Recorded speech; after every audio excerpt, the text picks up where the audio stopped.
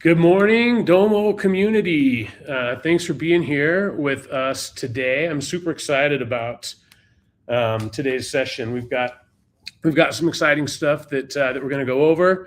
I was just noticing too in the chat we got Philippe, we got people from Ecuador, we got people from the UK, Alabama, Ohio, Missouri. Shannon is in the ATL. We got Ian. Also in our Ohio contingent, Jason from California. We're so glad you're all here. We appreciate you taking some time out of your day to spend with us for another ACE hands-on webinar. Before we jump into that, I've got a couple of little items that I want to share with you. First up is we have Domopalooza coming up here soon. There's a QR code here. If you haven't got registered for Domopalooza, you got to check it out. It's in about 6 weeks. It's late next month. It's awesome. It's a ton of fun. You get a lot of access to cool sneak peeks and things that are coming up in the product. Obviously, you get to meet lots of us in person, not just here on these webinars or these live streams. We get a lot of work done. We have a ton of fun. It's one that you don't want to miss. So check that out. You can also go to domopalooza.com. You can see the agenda. We do some phenomenal pre-conference training. There's even a ski day. So we get you out on the ski slopes. It's a ton of fun. I hope to see you there. If you're already coming, I want you to reach out to me. I would love to meet you and say hi. I'll be there representing the ACE team.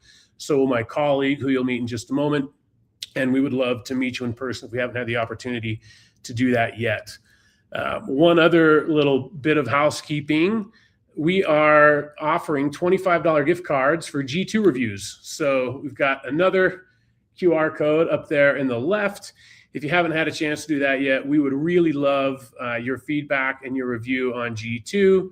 And there's a $25 gift card in it for you if you can do that. So please give us a review. We'd love to hear what you think and get the word out about all the great things that Domo is doing for you across the audience that G2's got there.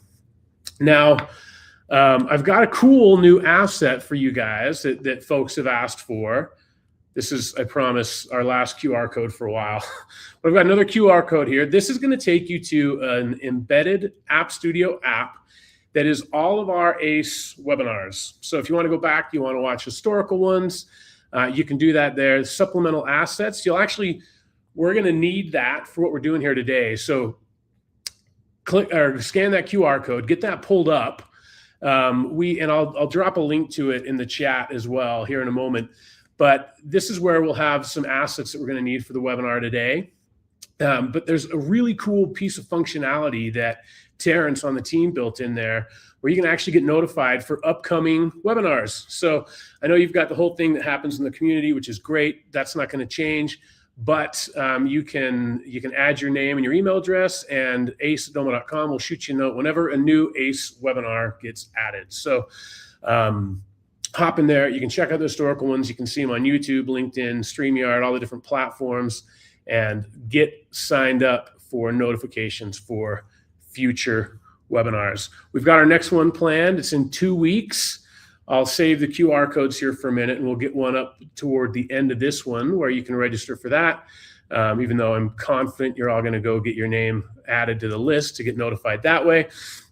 I want to welcome Manya to the stage. Manya is a member of our ACE team. You've had a chance to meet Lindsay. I know that I get a lot of credit for all the amazing work that these guys do, but the reality is it takes an army, and we've got a ton of great folks.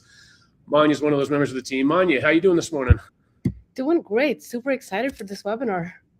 I am excited that you're here, and I think I'm super confident that everyone is going to love what we're going to cover today. So Manya, like I mentioned, member of the ACE team, and she spends a lot of time helping customers, just like you guys, do cool things in Domo. And one of the solutions that she built, I'm actually going to give you a little demo of it here. Let me share my screen, and we will share. Give me just 1 second here. Oh, come on. Manya, if you wouldn't mind, actually, I'm having some system permissions issues. I don't know what's up with that. If you wouldn't mind sharing your screen, let's just take a quick tour of the solution that we're going to build really quick. Let me share.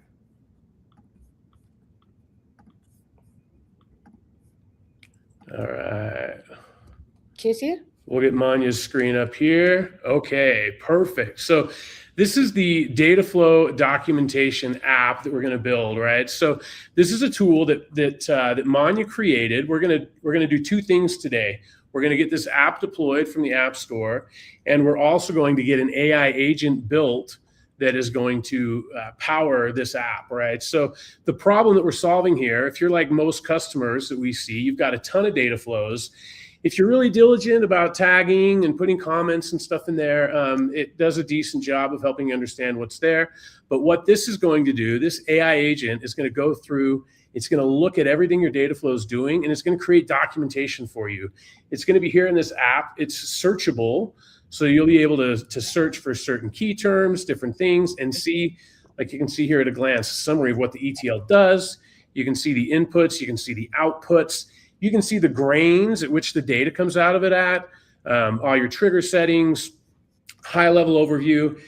Manya went nuts with this thing. It goes through a detailed walkthrough and even draws a simplified diagram of what the ETL does. So super, super, super excited about it.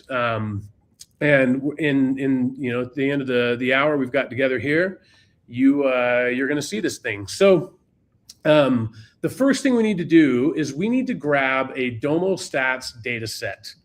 So why don't you go ahead and go to the data center, and you may already have this. You can go to the data center, or you can go to the App Store like you see Manya doing here. But we want to go to the Domo stats connector, and we'll hit get the data. And the specific report that we want to get, there's a few related to data flows, but we just want to get the one called data flows. Right now, if you think you already have this, there's no harm in doing it again. Domo will take care of automatically resolving that. But go ahead and give that thing a name. I like what Manya's going with here, Domo stats data flows. And let's get that thing running, right? That's the first thing that we're going to need to do. And the reason we need that is this is going to provide a list of all the data flows that you've got in your instance. And this is what's going to inform the AI agent as to exactly what data flows we need to do. So today we're going to do two things. In addition to grabbing the app, we're going to build an AI agent that's going to document all your existing workflows. And then we're going to adjust that AI agent so that it knows whenever you get an edit to a data flow, or you get a new data flow added. We're gonna, if we got time, we're gonna cover how to make that second variant. So, Manya, we've got the data set. If anyone's having any issues with that, you can pause. We'll still be here when you get a chance to play it again. But now that we've got that Domo stats data flows data set, Manya, I think the next step is to go grab the app from the App Store, right? Yes, and I do see in the comments someone's asking if there's there's two in there. So yes, we do want to get V2. That was my last minute cramming that I wanted to get. V2 of the app from the App Store? Mm-hmm. So okay, cool. So yeah, let's show them how to do that. Yes, when you navigate to the App Store and just search data flow documentation reader, there's two. This one's the older one. Both work. The UI of the second one's just a lot better. So we'll go to the App Store, search for data flow documentation reader, and yeah, let's just go ahead and create a new dashboard to put this thing on. I don't want to call it V2. Awesome. So now we have that in place. We still don't have any documentation, so of course it's going to be empty. What it does is that it's going to create a place where your AI can store the documentation. Since it's not rows and columns structured data, you can't store it in a data set. So Domo's version of that unstructured data storage is a collection, which this app will automatically create for you. All we need before our agent is to get that ID. To get that, we navigate to the asset library and then collections, and you'll automatically see this new collection that was created by your app be populated right here. If you're using the new nav, you would just come in here, you'll go to AppDB admin, and again, you'll see my collections and you'll see that list. So if you're new to AppDB, right, Manya hit on this, but all the data and the data sets you're used to seeing in Domo are structured in rows and columns, right? They're tables. AppDB is a NoSQL database. You're familiar with that term. It's unstructured data that you can really store anything in, right? And so what our AI agent is going to do is create what we refer to as documents that live inside this NoSQL database. And this AppDB collection is going to be the data that underpins that app that we just deployed. So if you're new to AppDB, it's a great asset for all sorts of different things. We'll get into more of those in future webinars, but we need to grab the ID from that, right? This next step, we're going to build this agent, and we need to put this on board. Is that right? Yes, all we need is this ID in the URL. I'm just going to leave this tab open so I can come back to it. And now we have all the requirements done, so we're good to just go ahead with our workflow. So the workflow, right? So we grabbed our Domo Stats data set, we've got our app, and now this workflows is we've talked about these a lot on the webinars, but this is where one place where our agentic AI solutions live, right? And this is going to be an AI agent that we're going to build, and it's going to live inside of a workflow. So if it's the first time you've accessed workflows, first of all, if it's not there, it should be. You can reach out to your CSM and get it turned on for you. I believe everybody's got it at this point.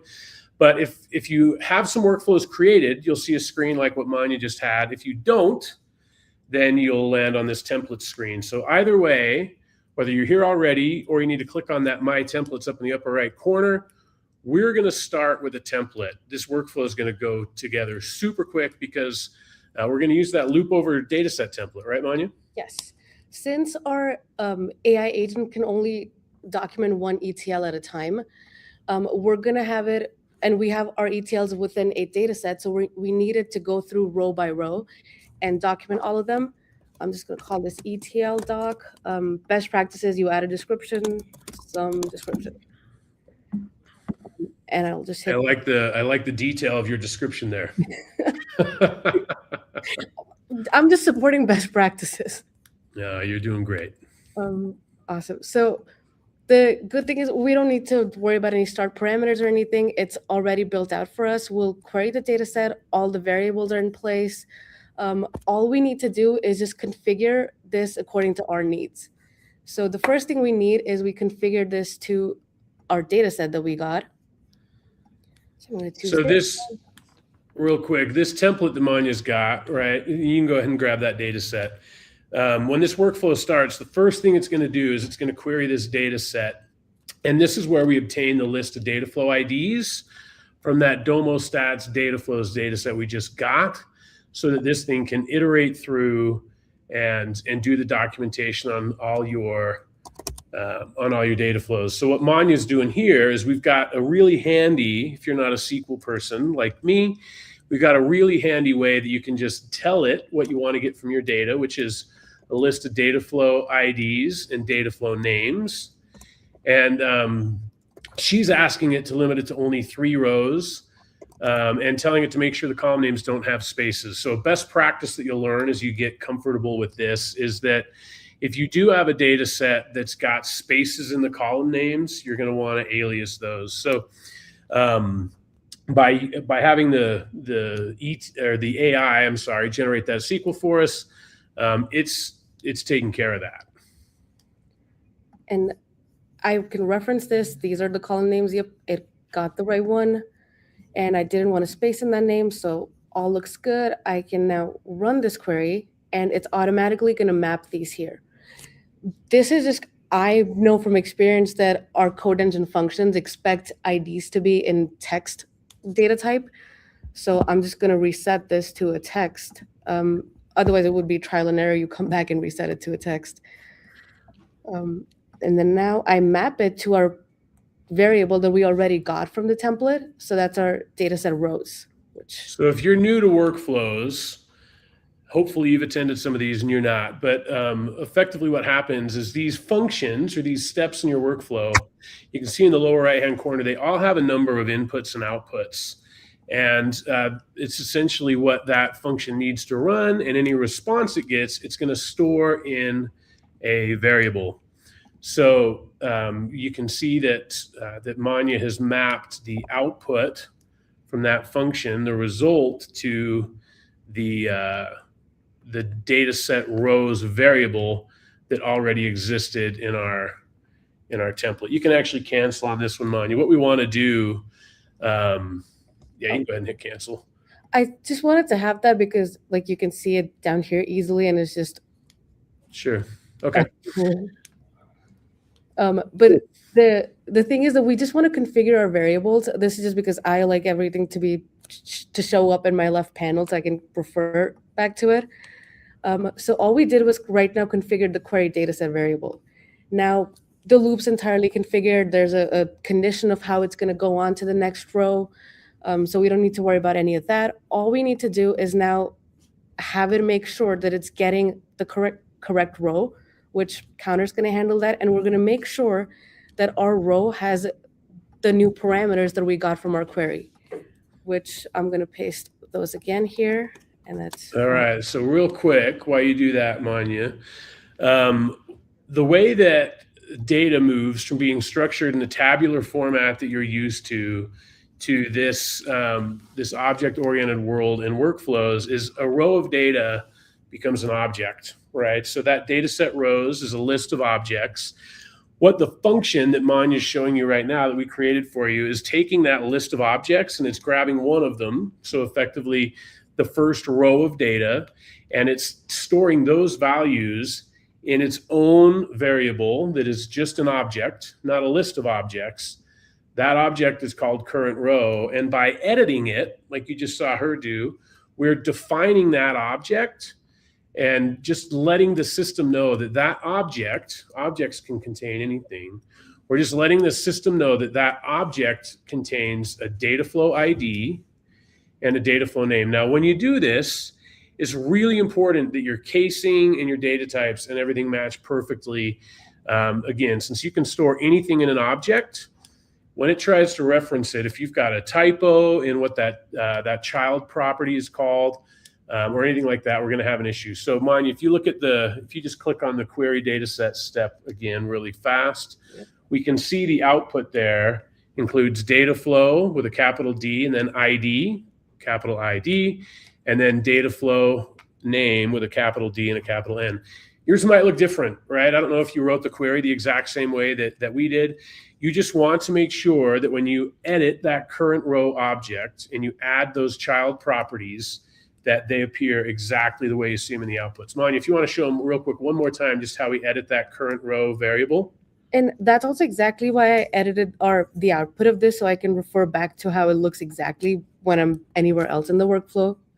Sure. We want to make sure how we edited that current row variable. You click here, right, so the three dots, edit, and then you'll just add those child properties. Again, just make sure that the casing, everything is exactly the same as what you see in that output from our query step. Awesome. So now that we have our current row, so we have it filtered down to the one data flow we want to be looking at. And the action that we want to do is just stick our AI on this. This is where we're going to build our agent, right? Yep. I'm going to browse our functions, and you'll see this AI agent task in your list of functions. So you would just go ahead, click right on that. We'll call this a doc agent. Now you can call this thing whatever you want to, right? Mine, you went with doc agent. All that is just a label for the step in your workflow. Yes, and I'm gonna, if you go back to the app that Dan shared with you in the beginning, you'll find the prompt and instructions there already. I'm just gonna open that up on my end. It's did a lot of prompt engineering troubleshooting, so it's all ready for you. You can just copy paste that prompt exactly. I'm gonna put the link in the chat here really quick. Obviously the QR code was there, but that embed link you see, embed.domo.com, that's going to take you to the page where you can sign up for future ACE webinars. You can see past ACE webinars, but most importantly right now, you can grab the supplemental assets. A. Hopkins, can you reshare? Yes, Let's put it up right here. That is the link. So you should be able to see it in the comments. I don't know what platform you're watching on, so I don't know exactly how that appears there, but that is the URL that we want to go to grab the prompt and the instructions. So Manya's pulling that up there. You can see this ACE Webinars tab, and then the supplemental assets page. And right there for episode 6, there's the prompt and instructions. Awesome. So you'll just copy this right here. And then as you're doing it, just a quick note on the difference between prompt and instructions. You can look at instructions as like you're giving it its job description, and then prompt would be that you're telling it what task it needs to be doing. So in our case, when I paste, oh, that's the URL. Let's get the right thing on the clipboard there. Sweet. Okay, got it right this time. I have it flagged here, so insert variable here. That's where you would have to go and edit that. So just delete that part and hit insert, and that's where you'll see the current row and the data flow ID mapping that we did in the last step. So we're just gonna click on that. So this, real quick, Manya, this is really cool. Obviously for our solution today, she's walked you through exactly what to do, but this is how you can feed variables, right? You can feed different, dynamic bits of content into your AI agents. In this case, as it iterates through all those rows, we're going to dynamically pass it the data flow ID for the data flow that it needs to document in this moment. And then now I'm going to go ahead, copy the instructions. Well, copy that.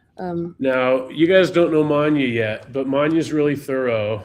Manya's got a big background in machine learning and AI, and she's got an incredible prompt that she's written here. Manya, take a second, just tell us about this prompt. And you all are familiar with the term prompt engineering as it relates to LLMs. Yeah, tell us what we got here. So just a quick overview, as most of you would have seen, like system instructions, that's where you tell the agent what job it's doing. In this case, we could have said that, oh, you're a data engineer and you have to give us this documentation. When you do that, each time it's going to think that it's a new data engineer, and it's going to give you a documentation, which is going to be correct, but it's going to be a different format each time. And as a borderline control freak, I wanted to micromanage the heck out of this prompt. So I'm giving it very explicit details of how I want the response to be, any limitations I want to set, things I wanted to filter out first. And as just like prompt best practices, if you're asking an agent to do a lot of things, ideally you would want any limiting things, any restrictions, filter criterias, those to be on the top. Because say you ask it to do some aggregations and then generate a summary and some other reporting and additional things, but then you also say like, oh, filter out Utah. There's a chance that as it's working through your instructions, it may not filter out Utah at the right step where it should have. So that's why we want to make sure that any of those limits are always at the top. And then in this prompt, oh, sorry. I was just going to say, you've got an awesome prompt here. I would encourage you all to check that out in due time, because it's a master class in writing a very detailed prompt. But for sake of time, what are the other things, now that we've got the instructions, we've got the prompt in here, what are the other things that we need to do for our AI agent to function? This one more thing about the prompt is when we saw in the app, the 3 tabs that it had were at a glance, detailed walkthrough, and data flow diagram. You could customize any of those to what you want those tabs to be. But that's just how I have this configured right now. So with this prompt and our instruction and everything, we have a really smart agent, but it's still blind. It does not know what your data flow actually looks like. It doesn't know where to write this to. So we need to give it those skills. So for that, we're going to come to our tools and we're going to add those 2 tools. First is we want it to be able to read our data flow. So I'm just going to search for data flows. When and just going back, after clicking on add tools, I search data flows, and then our very incredible team, Taylor Woodman, got this function added in here for us. just in the last 2 days. So it extracts the data flow logic. All it does is just gets the JSON of your data flow, and it cleans up all the noise. So our agent can just look at the logic and get you what you're get you the documentation. If you're used to building workflows, really quickly, if you're used to building workflows, you're used to adding steps and tying those to programmatic actions. By adding these tools, you're just effectively telling the AI agent which functions it's not only allowed to, but should use in order to execute the task or the plan that you've asked it to do. So giving it that extract data flow logic, awesome. We also need to give it permission to write to that AppDB collection, right? Yes. So as you can see in the steps, I have extract data flow logic, return the documentation, it can do that. And I wanted to write this thing to an AppDB collection. So that's where we're going to add that tool. And if you just search for AppDB, you'll see the Domo AppDB collections package. Just go ahead, click on that, and we're just going to add the create AppDB document. Again, all this does is giving your agent the skill to go ahead and write this back to where you want your documentation stored. So all right. So real quick, Manya, I want to pause here for just a second. Catherine's curious about a written summary of all the steps on here so we can recreate this in our instance.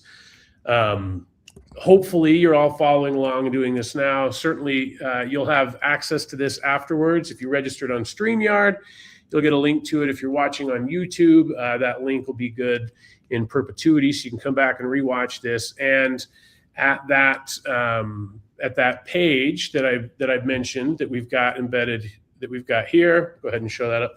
You can see your documentation here. So as we get feedback from you guys, we'll continue to add and iterate on what is here. But yes, there's documentation on exactly what you need to do. So if you prefer to have it in written format as opposed to this video, you certainly can. So sorry about the interruption, Manya. We'd added the tool for the AppDB document. Yes. And yeah, let's talk about what we need to do there. Yeah, why we set up the app in the first place is that we wanted this collection ID so we can tell our agent where exactly it needs to write this documentation to. So I'm just going to copy this, and when I come back, I can put instructions like, oh, write it to this collection and give it that ID. I just don't want it to do that additional step and focus on my documentation. So I'm just going to hardwire that. So when you come back to your tools and you click on that tool, you always have the option to define the parameters for the agent. So the agent doesn't have to do any additional thinking there. So I'm just going to hit static value, and I'm going to paste the static value. This is always confusing. There's an AI agent description and then the static value. So we're going to put this in the static value and check out this thing as well. Okay, cool. So if you don't have that collection ID saved to your clipboard anymore, just a quick reminder, in a new tab, the way that Manya got there, you want to go to Asset Library. If you're in the old navigation, you'll go to Asset Library and click on the little disk there on the left. You can see your collection there called ETL doc. Go ahead and click on there. You can grab the URL. If you're in the new navigation, you can just hit that Rubik's Cube. You'll see it there in the purple in the middle, AppDB admin, and we can grab that collection ID. So what Manya just did was told the AI agent that she always wants it to use that collection. Without that, it's going to infer what collection it should use.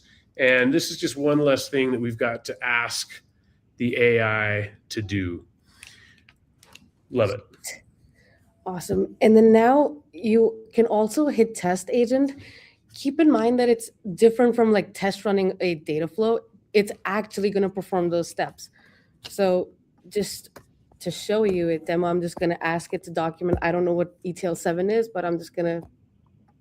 And don't feel like you need to do this. This was how Manya got to that excellent prompt by testing this thing. And it is cool to come in and see exactly what the thing does. We've tested this. We validated that it's going to do exactly what we want it to do. So we're showing you the test just so you can see that experience and know that when you're off creating your own agents in the future, exactly what that looks like.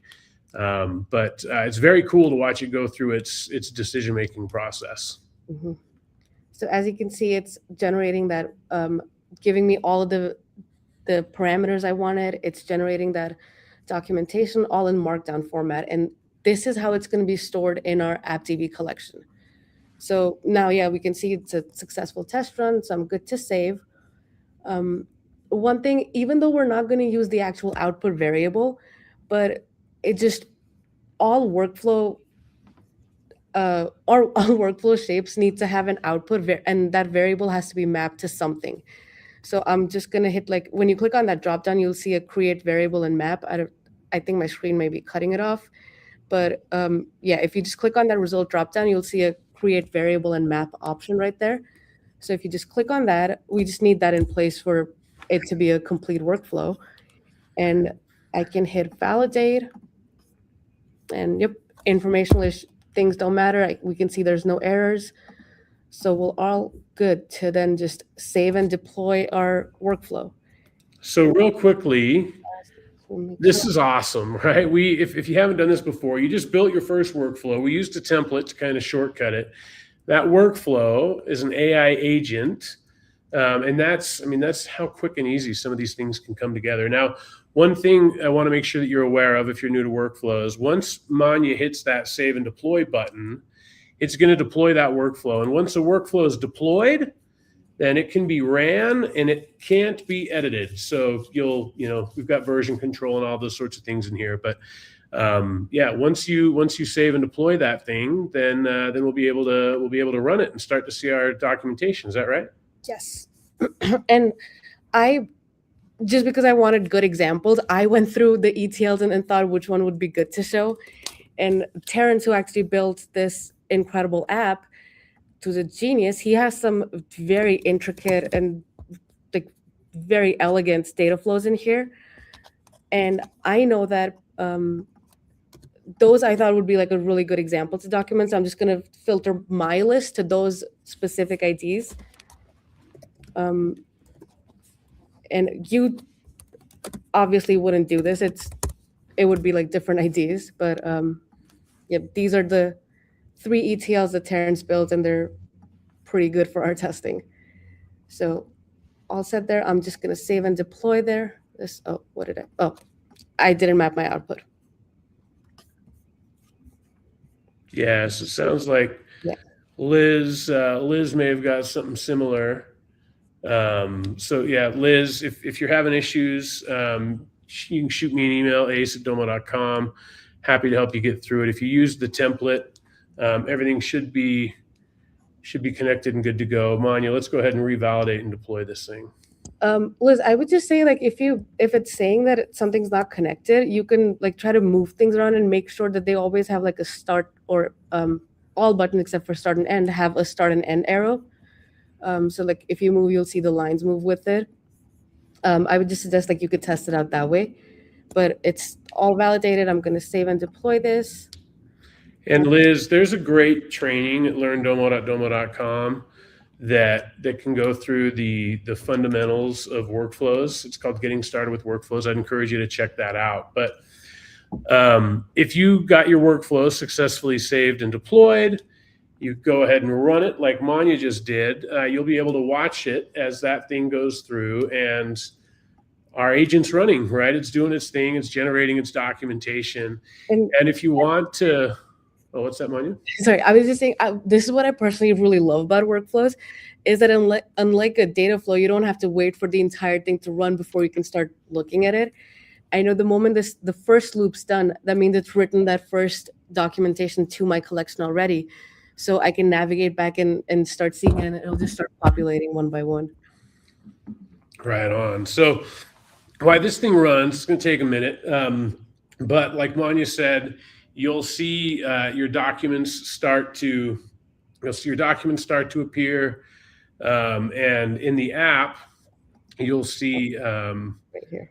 Yeah, so see that's the big chunk of markdown that this thing is going to generate, and our data flow documentation reader app is going to interpret that and share that with you, right? So I'm just gonna resize it to be a little bigger. Oh yeah.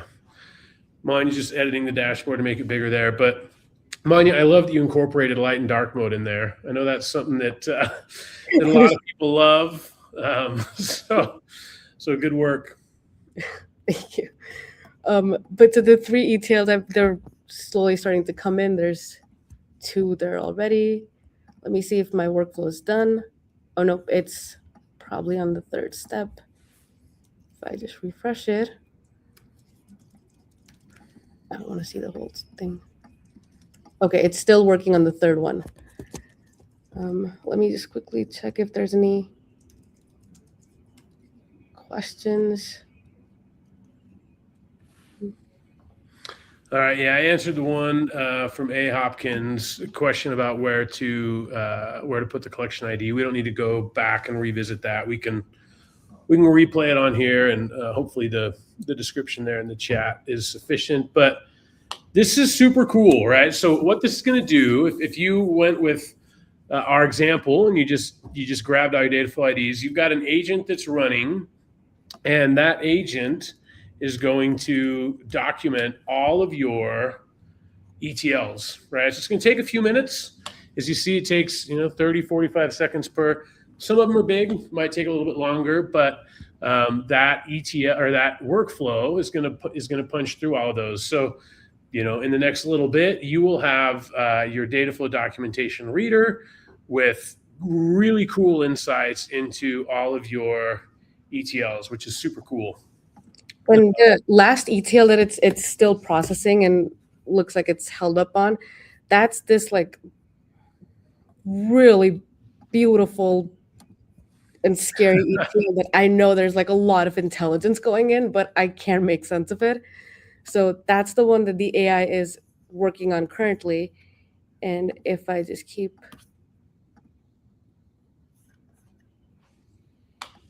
this, is it here? Let's see. No, it'll get there. So as that thing runs through and it generates them all, you're going to have all of your ETLs documented, which is very cool. Now, there's one other thing that we need to do, and that is how do we make sure that this thing stays current, right? We've created a workflow. It's going to go through and it's going to document all of your existing data flows. But what happens when someone creates a new one later today? They edit it. We've got a solution here where we're going to create a different version of that workflow, and we're going to show you how to create a trigger so that as new ETLs get added, this workflow is going to automatically kick off. So Manya, I think the way that makes the most sense to me, you guys can do this however you want to, but if you just go back to your workflow, your AI agent, just like Manya's showing here, we want to click on that little ellipses and we can create a new version of the workflow. You could do it from within this window, or if you just click on the 3 dots here and hit create new version. And this one, I will give it a description like this. Works with alerts.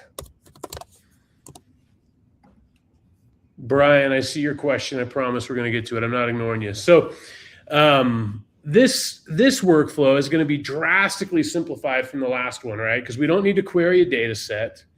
We don't need to determine if there are rows in it.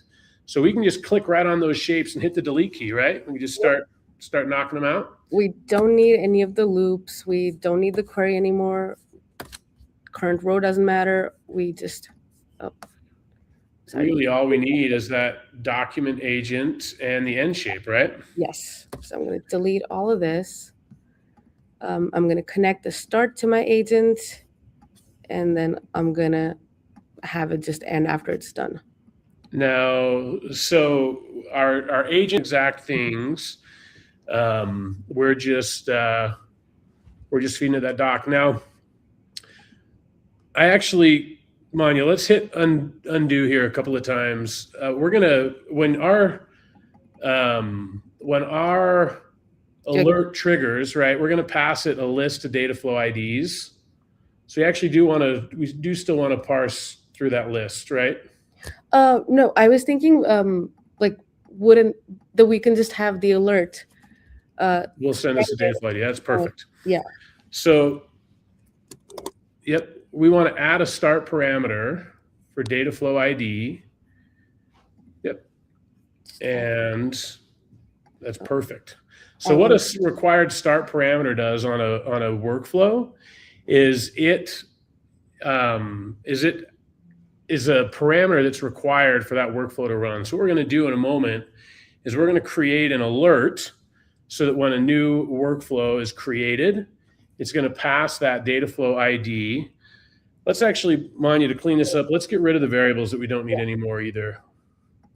Yeah, let's just knock those things out.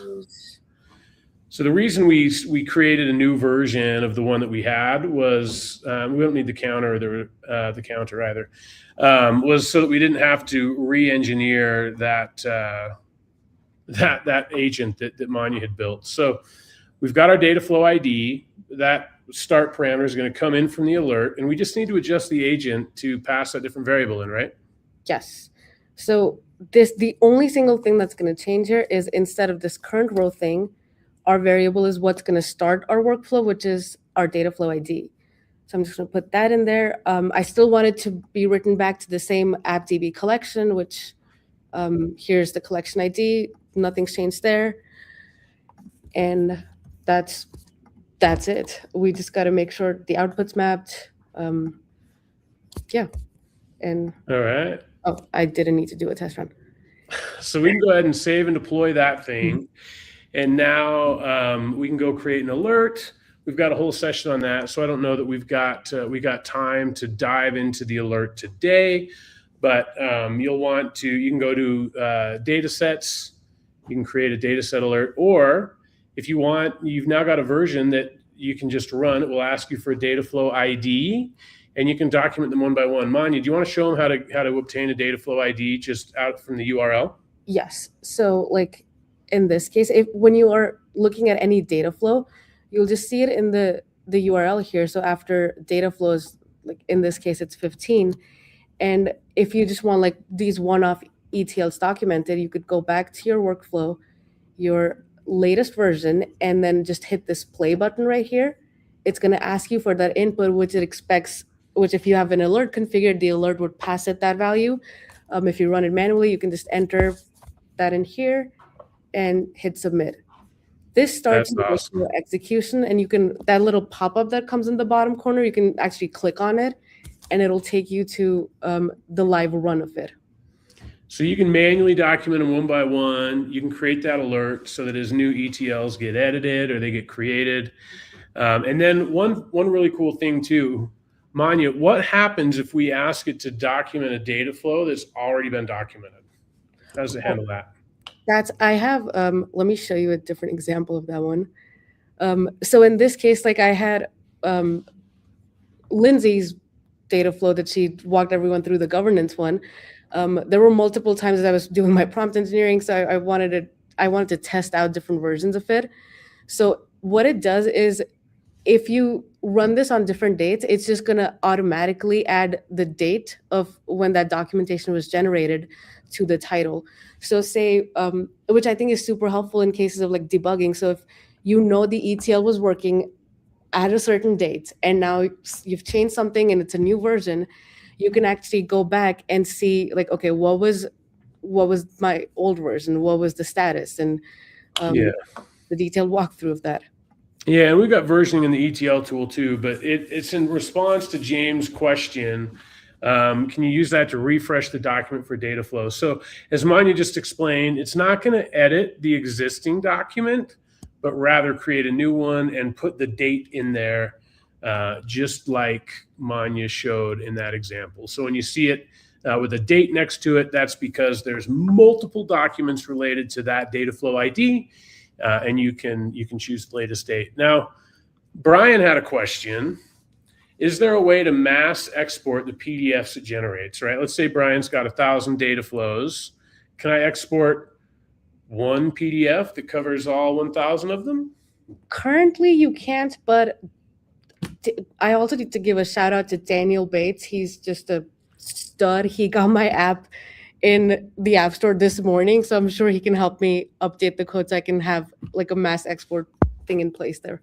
So the answer today, Brian, right now you do them one by one, but keep an eye out. You may get that functionality added in the future. So right now, download those one by one. Yeah. Who knows? We may see that mass export functionality in the future. No promises. Thanks, Brian. Appreciate you, man. Just a note that the specific reason why I wanted to not overwrite the old one is because when you look at this walkthrough, the detailed walkthrough, if there's like a tricky step, it's gonna call it out as well, and it's gonna, like, in the documentation you'll see where is, maybe this one doesn't have any.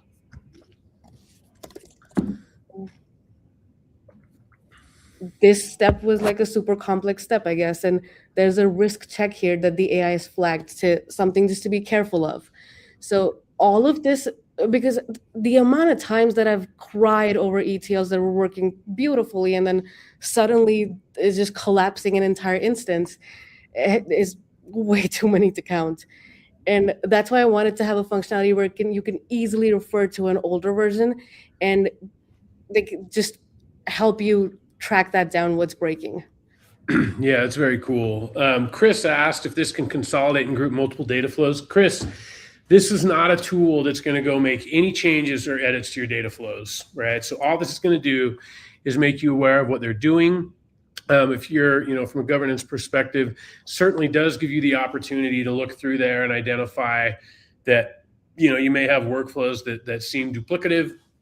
It's not comparing these documents to each other and flagging them just yet. But if you wanted to, stands to reason that you could make your own AI agent in a workflow that went through all of those and maybe offered suggestions for data flows that could be consolidated because they're doing a lot of the same things. So that's an idea for a future AI agent that you could build yourself.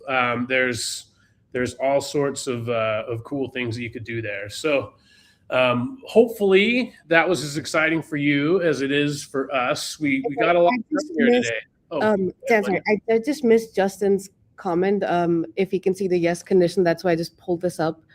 So Justin, if you want to. Oh, sure. Yeah, let's show him that really quick.